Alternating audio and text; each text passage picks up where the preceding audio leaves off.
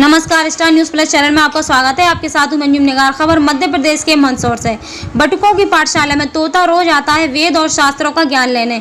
मंदसौर में पशुपति मंदिर प्रबंध समिति द्वारा संचालित संस्कृत पाठशाला अनोखी पाठशाला बन गई है, जहां बटुकों के साथ तोता भी वेद और शास्त्रों की शिक्षा ले रहा है। संस्कृत पाठशाला में अध्ययन के दौरान अध्यापक से लेकर बटुकों के मुख से होने वाले शास्त्रों के मंत्रों विचार को तोता उसी ध्यान से सुनता है जिस तरह यहाँ के बटुक इसे सुनकर पढ़ाई कर रहे हैं। हर दिन कक्षा के समय वह बटुकों की तरह समय पर पहुँच रहा है और पूरे समय संस्कृत में होने वाले मंत्रों विचार को एक टक सुन भी रहा है। मंदसौर से उज्जैन मंडल हेड ललित शंकर की रिपोर्ट।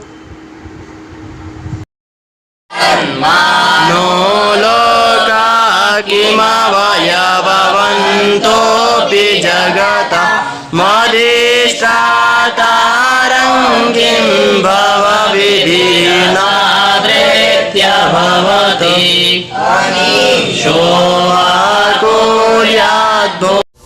लगभग 2-3 महीने हो गए हैं इन सुखदेव को। बीच में लॉकडाउन चल रहा था, ऑनलाइन कक्षाओं का एक दौर था, तो उस समय में बच्चों को एक बालक था मेरे पास में, मैं उसको यहीं बिठा करके जो है वेद पारायण करवा रहा था। तो अचानक क्या आया, थोड़ी देर बैठा रहा एकांत में, फिर उसको क्या पता क्या हुआ, तो उस बच्चे को उसने चोंच मारना शुरू कर दिया। बच्चा घबराया, से मैंने कहा भैया बैठे रहो, कोई बात नहीं, पक्षी है, आया है सुनने, उड़ जाएगा। तो जब तक वो उठा नहीं तब तक वो बच्चे को चोंच मारता ही रहा। फिर मैंने कहा भैया उठ जाओ, तो उठा। तो जैसे बालक उठा तो आसन पे जाकर बैठ गया और कम से कम घंटे, लगभग घंटा, घड़ी तो नहीं देखी लेकिन हाँ घंटा भर के लगभग समय तक उसने जो है वेद पारायण सुना बैठ करके। और उसके बाद से लगभग ये इसकी नित्य दिनचर्या में है। प्रातःकाल आ जाता है, 7-7:30 बजे तक आ जाता है। कभी यहाँ बैठेगा, कभी नीचे बैठ जाएगा, जहाँ भी उसको लगता है अनुकूलता वहाँ बैठ कर वेद पारायण सुनता है और फिर चला जाता है। अच्छा, आश्चर्य की बात है, बड़े इस तरीके से एक पक्षी आना। और नहीं देखिए, ये क्या है कि